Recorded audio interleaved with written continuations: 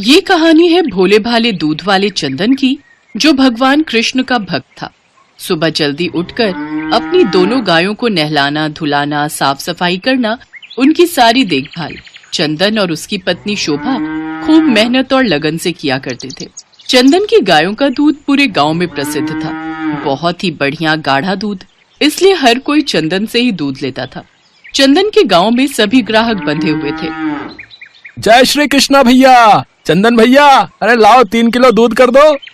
जय श्री कृष्ण भैया, अभी देता हूँ। चंदन भैया 1 किलो दूध कर दो। ये लो शांति बहन, आज आधा किलो ही ले जा रही हो, रोजाना तो 1 किलो ले जाती हो। चंदन भैया पहले ही तुम्हारे 20 दिन के दूध के पैसे नहीं दिए, सोच रही हूँ अब थोड़े ही लिया करूँ, तुम्हारे पैसे भी तो चुकाने हैं। शांति बहन, मैंने तुमसे एक बार भी पैसे मांगे नहीं। मैं जानता हूँ मोहन भाई का काम सही नहीं चल रहा, जब तुम्हारे पास हो तब दे जाना। धन्यवाद भैया, आप जैसा हर कोई नहीं होता। उस घनश्याम से 1-2 बार दूध लिया था जब तुम गांव से बाहर गए हुए थे, उसी समय पैसे मांग लिए। वो तो 1 रुपया भी उधार नहीं करता और दूध इतना पतला पानी देता है, ना जाने कौन सी मिलावट करके। कई बार तो मैं घनश्याम को समझा चुका हूँ कि दूध में पानी मत मिलाया कर, पर वो मेरी मानता ही कहाँ है। कहने को तो वो तुम्हारा चचेरा भाई है चंदन, पर तुम में और उसमें जमीन आसमान का फर्क है। घनश्याम चंदन का चचेरा भाई था। वो बहुत ही बेईमान स्वभाव का था। एक तरफ चंदन पूरी ईमानदारी के साथ दूध बेचने का व्यापार करता था और दूसरी तरफ वही घनश्याम दूध में मिलावट करके बेईमानी से काम को कर रहा था। इसी वजह से अब उसके ग्राहक बिल्कुल खत्म होते जा रहे थे और ज्यादातर लोग चंदन से ही दूध लेने लगे थे। इसी बात से घनश्याम चंदन से बहुत ईर्ष्या करने लगा। लीला तू जानती नहीं है, ये चंदन बहुत चालाक है। इसने मेरा सारा काम ठप कर दिया है। मन करता है इसकी दोनों गायें इससे अलग कर दूं ताकि इसका काम खराब हो जाए। पर तुम ये कैसे करोगे? वो अपनी दोनों गायों की बहुत देखभाल करता है, उसके रहते तुम उसकी गायों को नुकसान नहीं पहुंचा सकते। अरे तू जानती नहीं है, मेरा नाम घनश्याम है। घनश्याम, मेरे पास बहुत तरीके हैं उसका काम खराब करने के। घनश्याम बहुत दिनों से इसी फिराक में था कि वो किस तरह चंदन का बना बनाया दूध बेचने का काम खराब कर सके। और फिर एक रात जब चंदन और उसकी पत्नी सो रहे थे तो घनश्याम ने चोरी से उसकी दोनों गायों को एक ऐसी दवा खिला दी जिससे वह बीमार हो गई और कुछ दिनों बाद ही वो दोनों गायें मर गई। चंदन कुछ समझ ही नहीं पाया कि आखिर इतनी देखभाल करने के बाद भी आखिर उसकी दोनों गायें कैसे मर सकती है। हे कृष्णा, मेरे साथ ऐसा कैसे हो गया? मैं तो अपनी दोनों गायों की पूरी देखभाल करता था, मुझसे कहाँ गलती हो गई? मेरा सारा बना बनाया काम खराब हो गया। मेरे पास तो इतने पैसे भी नहीं कि मैं नई गाय खरीद सकूं। मुझे कुछ समझ नहीं आ रहा भगवान, मैं क्या करूं? मेरे पास कोई रास्ता नहीं बचा। चंदन दुखी मन से पहाड़ी की ओर जाने लगता है। उसके मन में बहुत ही बुरे विचार आ रहे थे, वो होश में नहीं था। अचानक वो पहाड़ी से नीचे गिरने लगता है, तभी कोई उसका हाथ थाम लेता है। अरे अरे अरे भाई, संभल कर, मैंने तुम्हें बचा लिया। अगर मुझे जरा सी भी आने में देर हो जाती तो तुम सीधा नीचे खाई में जाते, और सोचो क्या तुम जिंदा रहते? अच्छा ही होता अगर मर जाता तो, कम से कम इस दुखी जीवन से मुक्ति तो मिलती। अरे ईश्वर ने तुम्हें ये जीवन संघर्षों से लड़ने के लिए ही तो दिया है, और फिर अगर तुम्हें कुछ हो जाता तो तुम सोचो तुम्हारे परिवार वाले तुम्हारे बिना कैसे जीवन यापन करते? क्या तुम्हारी उनके प्रति कोई जिम्मेदारी नहीं है? शायद तुम नहीं जानते हो कि मेरे साथ क्या क्या हुआ है। मेरी जिंदगी परेशानियों से भर गई है। मेरी दोनों गाय जो बहुत ही हृष्ट पुष्ट थीं, बीमार होकर मर गई। वही मेरे जीवन यापन का सहारा थी। दूध बेचकर मैं गुजारा करता था, पर अब मेरे पास इतने पैसे भी नहीं है कि मैं गाय खरीद सकूं। अच्छा तो ये बात है, फिर तो तुम मुझे बिल्कुल सही समय पर मिले हो। मैं अपनी गाय बेचने ही ले जा रहा था। मैं शहर जा रहा हूँ, वहां मुझे इसकी कोई जरूरत ही नहीं है। एक काम करो, अब तुम मेरी गाय रख लो। पर मैंने तुम्हें कहा तो कि मेरे पास पैसे नहीं है, मैं तुम्हारी गाय कैसे रख सकता हूँ भैया?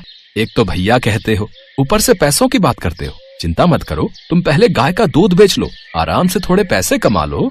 उसके बाद जब मेरी तुमसे मुलाकात होगी तो तुम मुझे धीरे धीरे पैसे देते रहना, ठीक है? आज के जमाने में तुम जैसे नेक और दयालु इंसान कहाँ मिलते हैं भैया। वैसे तुम्हारा नाम क्या है? मेरा नाम है गोपाल। चंदन उस युवक को देखता रहता है। वास्तव में वो युवक कोई और नहीं, स्वयं भगवान कृष्ण थे, जो चंदन की मदद के लिए आए थे। चंदन घर आकर पत्नी शोभा को सारी बात बताता है। जरूर वो युवक कोई भगवान का रूप होगा जो इस संकट की घड़ी में हमारी मदद को आ गया। देखो गाय कितनी सुंदर है, आराम से अपना भोजन कर रही है। चंदन की उस दिन की खूब कमाई होती है। अब धीरे धीरे फिर से चंदन का दूध बेचने का काम चल पड़ा। रोजाना ही ग्राहकों को चंदन की उस गाय का दूध बहुत पसंद आता। जो कोई भी गांव में चंदन की गाय का दूध पीता था, उसकी सारी बीमारियां भी दूर हो जाती थी। लोग उसके पास अपनी बात कहने आने लगे। चंदन भैया, तुम्हारी इस गाय के दूध का कैसा चमत्कार है। कितने सालों से मेरी माँ घुटनों के दर्द से पीड़ित थी। उन्होंने जब इस दूध को पिया तो आज वो बहुत अच्छे से चलने लगी है भैया।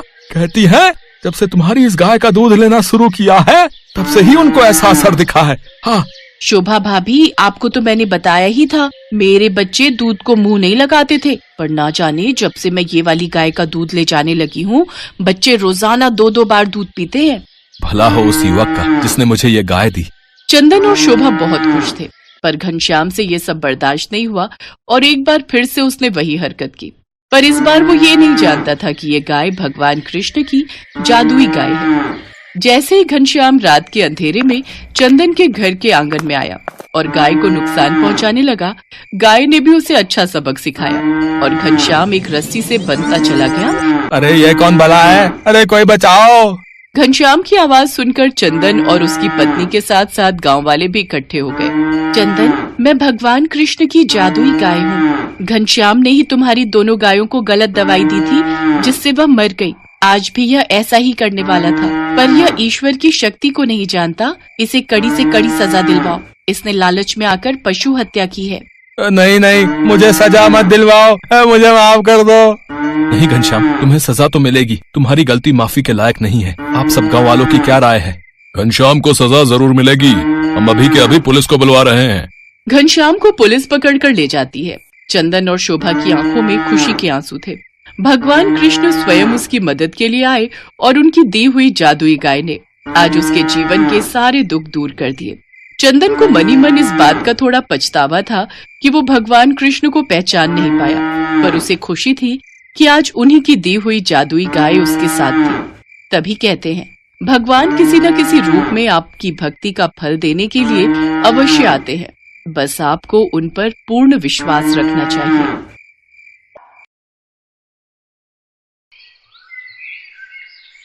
अन्नपूर्णा घर में अकेली रहती है। उसकी उम्र 50 साल है। उसका बेटा सुरेश अमेरिका में नौकरी करता है और वहीं पर एक गोरी मेम से शादी करके बस गया है, लेकिन वो अपनी माँ को पैसे नहीं भेजता है, इसीलिए अन्नपूर्णा बहुत गरीब है। उसके पास सिर्फ एक गाय है, उसका नाम है मालती।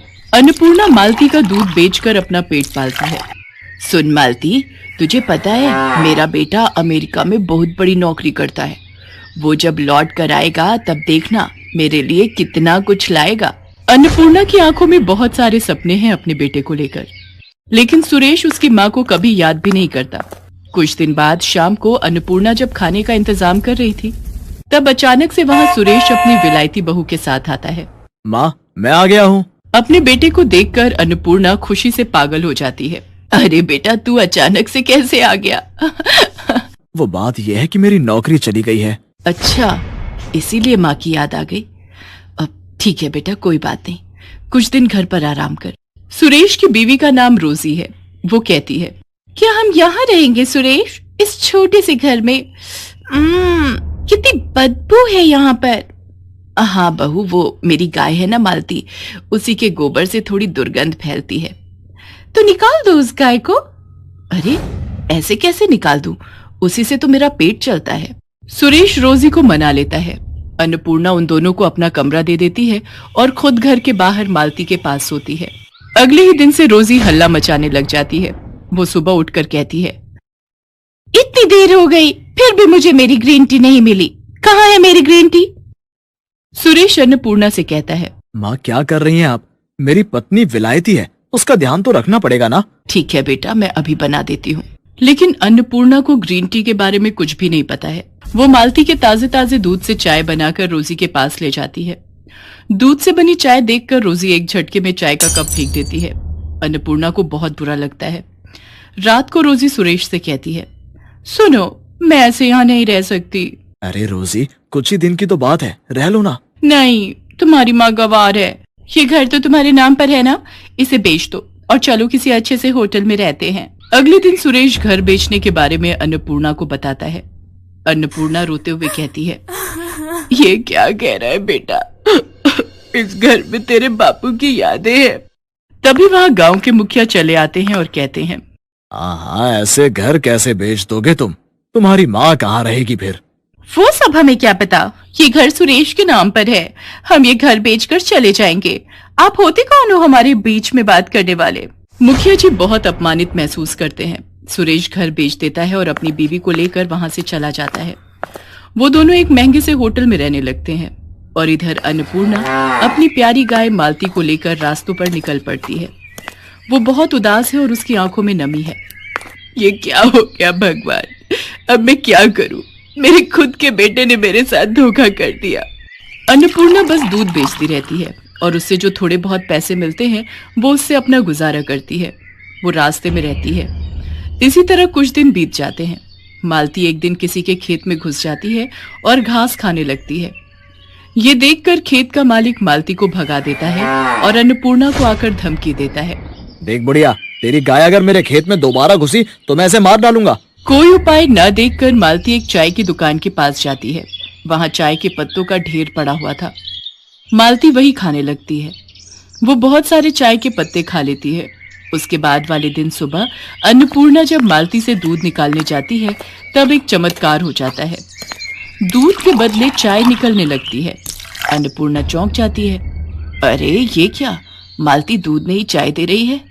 गजब हो गया, ये तो चमत्कार हो गया। कुछ ही देर में चारों तरफ ये खबर फैल जाती है और बहुत सारे लोग गाय से निकलने वाली चाय पीने के लिए लाइन में खड़े हो जाते हैं। अन्नपूर्णा एक कप चाय 10 रुपए में बेचती है। सब कुछ देखकर मालती के चेहरे पर भी मुस्कान आ जाती है। चारों तरफ हड़बड़ी मच जाती है। वाह, ये चाय तो कितनी स्वादिष्ट है। मुझे एक और कप दो। मुझे भी दो, इस बोतल में भी दो, मुझे घर ले जाना है। अन्नपूर्णा पूरा दिन चाय बेचती है। इस तरह एक दिन में वो हजारों रुपए कमा लेती है। हे भगवान, आपका लाख लाख शुक्र है, आपकी वजह से ये चमत्कार हो पाया है। मालती भी अपनी भाषा में भगवान को धन्यवाद देती है। कुछ महीने ऐसे ही चाय बेचकर अन्नपूर्णा बहुत अमीर हो जाती है और वो रहने के लिए शहर में एक घर खरीद लेती है। चाय बेचने के लिए एक दुकान भी खरीद लेती है और घर के बाहर एक खुली जमीन भी खरीद लेती है ताकि मालती आराम से टहलते हुए घास खा सके। ऐसे ही खुशी खुशी दिन बीतने लगते हैं, लेकिन उस तरफ सुरेश को कोई नौकरी नहीं मिल पाती है। अब क्या होगा रोजी, मुझे नौकरी नहीं मिल रही है और घर बेचकर जो पैसे मिले थे वो भी खत्म होने को हैं। अब हम इस होटल में भी नहीं रह सकते। ये सुनकर रोजी गुस्सा हो जाती है और कहती है, तो फिर तुमने मुझसे शादी क्यों की? गरीब भिखारी कहीं के। शादी से पहले तो कितना कुछ बोलते थे, मगर अब एक होटल का भाड़ा भी नहीं दे सकते। तुम रहो अकेले, मैं जा रही हूँ। जा रही हूँ मतलब? तुम मुझे अकेला छोड़कर कैसे जा सकती हो? मैं एक बेरोजगार इंसान के साथ नहीं रह सकती। मुझे पता था कि तुम्हारे साथ ऐसा ही होगा, इसीलिए मैंने एक बॉयफ्रेंड पटा लिया था। वो मुझे लेने आ ही रहा होगा। इतने में होटल के बाहर एक लड़का कार लेकर आता है और रोजी उसमें बैठकर चली जाती है। रोजी को खोकर सुरेश पागल सा हो जाता है। उसके सारे पैसे भी रोजी लेकर चली जाती है। होटल से सुरेश को लात मारकर निकाल दिया जाता है। सुरेश अपने ही मन में कहता है, अब मैं क्या करूं? माँ के पास लौट जाऊं? नहीं, मैं माँ को अपना चेहरा कैसे दिखाऊं? सुरेश पागलों की तरह रास्तों में घूमता रहता है और भीख मांगकर अपना पेट पालता रहता है। एक दिन घूमते घूमते उसे चाय देने वाली गाय के बारे में पता चलता है, लेकिन उसके पास पैसे नहीं हैं। वो लाइन में खड़ा हो जाता है और अपनी बारी आने पर कहता है, क्या आप मुझे एक कप चाय दे सकती हैं? मुझे बहुत तेज भूख लगी है, लेकिन मेरे पास पैसे नहीं है। सुरेश को देखकर अन्नपूर्णा तुरंत पहचान लेती है। अरे बेटा तू? माँ, आप? अन्नपूर्णा सुरेश को गले लगा लेती है और रो पड़ती है। सुरेश भी रो पड़ता है। वो अपनी माँ को सब कुछ बताता है। सब कुछ सुनकर अन्नपूर्णा कहती है, कोई बात नहीं बेटा, सब ठीक हो जाएगा, सब कुछ ठीक हो जाएगा, मैं हूं ना। माँ, मैंने आपके साथ बहुत बुरा किया, क्या आप मुझसे गुस्सा नहीं हो? एक माँ कभी अपने बेटे पर गुस्सा रह सकती है क्या? आजा बेटा, ये सब कुछ तेरा ही तो है। हमेशा याद रखना बेटा, माँ तो माँ ही होती है। माँ जैसा प्यार इस दुनिया में कोई नहीं कर सकता। सुरेश रोते हुए फिर से अपनी माँ को गले लगा लेता है। इसके बाद से सुरेश और अन्नपूर्णा मिलकर चाय बेचने लगते हैं। माँ बेटा मिलकर बहुत खुश रहते हैं। सुरेश को माँ की ममता और प्यार की कीमत पता चल जाती है और मालती खुशी खुशी चाय देकर इस परिवार का हिस्सा बनी रहती है।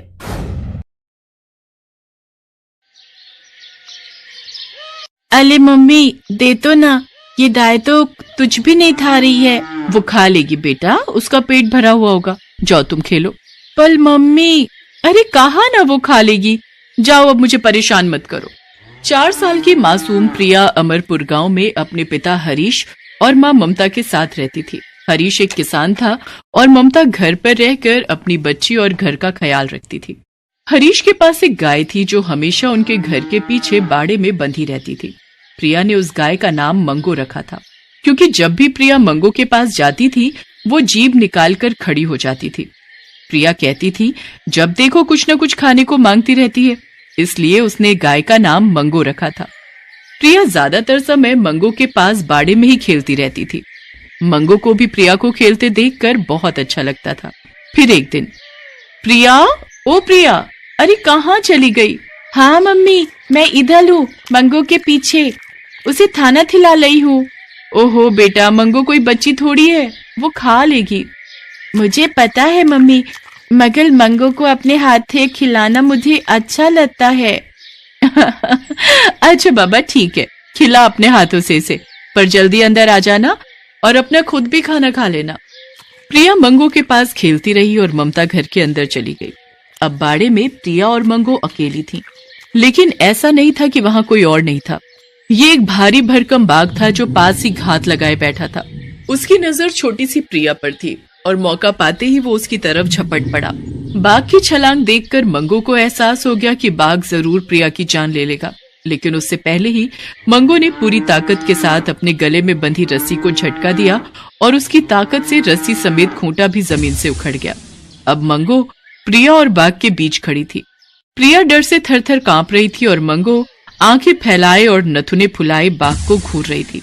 बाघ भी समझ गया था कि प्रिया से पहले उसे मंगो से जूझना ही होगा। देखो, चुपचाप चले जाओ यहाँ से। तू भूल गई है क्या कि तू एक गाय है और मैं एक बाघ हूँ? मुझे धमकाने की हिम्मत तुझ में कहां से आई?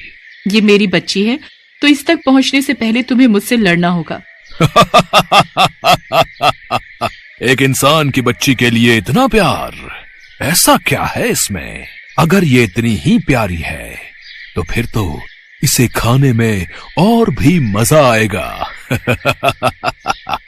मैंने कहा ना, चुपचाप चले जाओ यहाँ से। मंगो अपनी बात पूरी कर पाती उससे पहले ही बाघ ने मंगो की तरफ छलांग लगा दी। मंगो भी बिना कुछ सोचे समझे उससे भिड़ गई। बहुत देर तक दोनों में भयंकर लड़ाई होती रही। बाघ मंगो पर अपने नुकीले पंजों से वार करता रहा और मंगो अपनी सींगों से उठा उठा कर पटकती रही। उधर प्रिया एक जगह छिपकर ये सब देखती रही। आखिरकार मंगो के हौसले की जीत हुई और बाघ को हार मानने पर मजबूर कर दिया। बाघ लड़खड़ाते हुए जंगल की तरफ लौट गया। तब प्रिया बाहर निकलकर मंगो की तरफ दौड़ी और उससे लिपट कर रोने लगी। तब तक ममता भी वहां आ गई। ममता ने देखा कि प्रिया मंगो को गले से लगाए खड़ी है और मंगो के पूरे बदन से कई जगह खून बह रहा है। ये देखकर ममता घबरा गई। उसने तुरंत प्रिया को गोद में उठाया और वहां से चली गई। मंगो चुपचाप ममता को देखती रही। ममता ने एक बार भी उसके बदन पर हाथ नहीं फिराया, जबकि मंगो प्रिया के लिए अपनी जान पर खेल गई। फिर उसी शाम, सुनो जी, ये मंगो को अब छोड़ना होगा। पर ऐसा क्यों? क्या किया उसने? जरा जाके उसकी हालत देखो, पता नहीं किससे भिड़कर आई है। भिड़ के आई है मतलब? पता नहीं किससे लड़ पड़ी है। पूरे शरीर पर घाव ही घाव है। मुझे तो लगता है कहीं पागल तो नहीं हो गई। उसका यहाँ रहना अब ठीक नहीं है। छोटी सी बच्ची है घर में, बेचारी सुबह से सहमी हुई है। क्यों? उसे क्या हुआ? अब मुझे कुछ नहीं पता। आप बस अभी जाओ और उसे कहीं छोड़कर आ जाओ। अच्छा ठीक है, मैं जाकर देखता हूँ। हरीश पीछे बाड़े में गया तो उसने देखा कि मंगो वहां पर उदास बैठी थी। उसके शरीर पर कई जगह घाव थे जिनमें से खून बह रहा था। ये देखकर हरीश की आंखों से आंसू आ गए। उसके घाव देखकर हरीश को लगा कि शायद अब मंगो बच नहीं पाएगी और वो मंगो को अपनी आंखों के सामने मरता नहीं देख सकता था। उसने मंगो की रस्सी हाथ में ली और उसे जंगल की तरफ लेकर चल दिया। मंगो भी लड़खड़ाती हुई उसके पीछे पीछे चल दी। काफी दूर पहुंचकर हरीश ने मंगो की रस्सी हाथों से छोड़ दी और मंगो के सिर पर हाथ फिराकर वहां से वापस चला आया। मंगो उसे जाते हुए एकटक देखती रही, लेकिन उसने हरीश को रोकने की या उसके साथ जाने की कोशिश नहीं की और मुंह लटकाए जंगल की तरफ बढ़ गई। दर्द और भूख से परेशान मंगो एक पेड़ के नीचे बैठ गई कि तभी उसे किसी के रोने की आवाज सुनाई दी। अरे ये क्या? ये तो किसी के बच्चे के रोने की आवाज है। मंगू आवाज की तरफ धीरे धीरे बढ़ी, तभी उसने देखा कि एक बड़े से पत्थर के पीछे बाघ का एक छोटा सा बच्चा रोए जा रहा था। अरे तुम तो बड़े प्यारे हो, पर रो क्यों रहे हो? मेरे बाबा अभी तक नहीं आए और मुझे बहुत भूख लगी है। कहाँ है तुम्हारे बाबा? मुझे नहीं पता, वो मुझे यहीं छोड़ कर गए थे और कहकर गए थे कि थोड़ी देर में खाना लेकर आएंगे। मंगू दर्द से बेहाल थी, लेकिन बाघ के बच्चे को भूख से बिलखता देख उसने फौरन उस बच्चे को अपने पास बुलाया और उसे अपना दूध पिलाने लगी। बाघ का बच्चा भी मंगू से लिपट कर दूध पीता रहा। इसी बीच वहां किसी के कदमों की आहट हुई। उस आहट को सुनकर मंगू घबरा गई। उसने फौरन बाघ के बच्चे को खुद से चिपका लिया और पलटकर देखा तो सामने वही खूंखार बाघ खड़ा था जिसने प्रिया पर हमला किया था। अच्छा, तो तुम यहाँ भी आ गई। मेरे बच्चे को छोड़ दे, वरना अब नहीं बच पाएगी मुझसे। क्या ये तुम्हारा बच्चा है? हाँ, यही मेरे बाबा हैं। इतना कहकर वो बच्चा जाकर उसी बाघ से लिपट गया। ये देखकर मंगू खुश थी, लेकिन तभी बाघ ने गुस्से से अपने बच्चे से पूछा, इसने तुम्हें कोई नुकसान तो नहीं पहुंचाया? नहीं नहीं बाबा, ये तो बहुत अच्छी हैं। मुझे बहुत भूख लगी थी तो इन्होंने मुझे दूध पिलाया और बहुत प्यार भी किया। अपने बच्चे की बात सुनकर बाघ हैरान रह गया। उसका नजरिया मंगू के प्रति एकदम बदल गया। वो मंगू के पास आया और बोला, अब मुझे माफ कर दो, मैंने तुम्हें गलत समझा। मुझे लगा कि तुम मेरे बेटे को नुकसान पहुंचाने आई हो, पर मैं ये भूल गया कि उस दिन तुम तो एक इंसान की बच्ची के लिए अपनी जान पर खेल गई थी। कोई बात नहीं। अच्छा, तो मैं चलती हूँ। रुको, वैसे तुम यहाँ क्या कर रही हो? तुम तो वहाँ उस इंसान के पास रहती थी। मंगू ने उस बाघ से कुछ नहीं कहा और आंखों में आंसू लिए वहां से चल दी। वो चलते हुए लड़खड़ा रही थी। ये देखकर बाघ के बच्चे ने कहा, ये कितनी अच्छी हैं, पता नहीं किस गंदे जानवर ने इन्हें चोट पहुंचाई। बाघ के पास अपने बच्चे के सवाल का कोई जवाब नहीं था। मंगू वहां से चली गई और रात भर जंगल में भटकती रही। फिर अगले दिन उसी बाघ ने देखा कि एक शेर मंगू की जान लेने की कोशिश कर रहा था और मंगू पूरी ताकत के साथ उसका मुकाबला कर रही थी, लेकिन उसकी हालत खराब थी और वो कमजोर पड़ रही थी। मंगू की जान खतरे में देखकर बाघ शेर से भिड़ गया और फिर दोनों ने मिलकर शेर को वहां से भगा दिया। बाघ मंगू को अपने साथ अपनी गुफा में ले गया।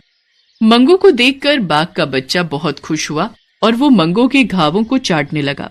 बाघ वहां से चला गया और मंगू उसके बच्चे के पास बैठ गई। ऐसे ही कई दिन बीत गए। बाघ हर रोज शिकार करता और उसका बच्चा मंगू के साथ खूब खेलता। वक्त गुजरा तो मंगू के घाव भी भर गए और वो बिल्कुल अच्छी हो गई। फिर एक दिन, मुझे यहाँ बहुत दिन हो गए हैं, अब मुझे चलना चाहिए। लेकिन तुम जाओगी कहाँ? उसी गांव में। हो सकता है कि मुझे कोई इंसान फिर से अपने पास रख ले।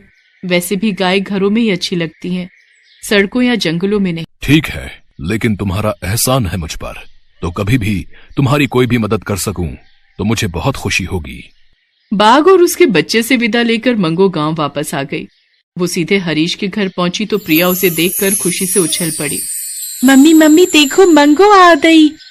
हैं? ये फिर वापस आ गई? मंगू को वापस देखकर हरीश और प्रिया बहुत खुश थे। दोनों मंगू से जाकर लिपट गए। तभी पीछे से किसी के गुर्राने की आवाज आई। वहां दो भेड़िए खड़े थे जो हरीश और प्रिया को घूर रहे थे। उन भेड़ियों को देखकर हरीश और प्रिया बुरी तरह घबरा गए, लेकिन अगले ही पल झाड़ियों के पीछे से बाघ निकला और मंगू के साथ जाकर उन दोनों भेड़ियों के सामने खड़ा हो गया। और फिर वहां पर जो हुआ उसे देखकर ममता और हरीश दोनों को अपनी गलती का एहसास हो गया और उन्होंने मंगू को बड़े ही प्यार से वापस अपना लिया। अब मंगू के पास दो परिवार थे। एक जगह वो प्रिया उसकी बच्ची थी, तो दूसरी तरफ जंगल में वो एक बाघ के बच्चे की माँ थी। हेलो दोस्तों, कैसे हैं आप सब? हमारी कहानियाँ देखने के लिए हमारे चैनल को सब्सक्राइब कीजिए और हाँ, बेल आइकॉन पर क्लिक करना मत भूलिएगा।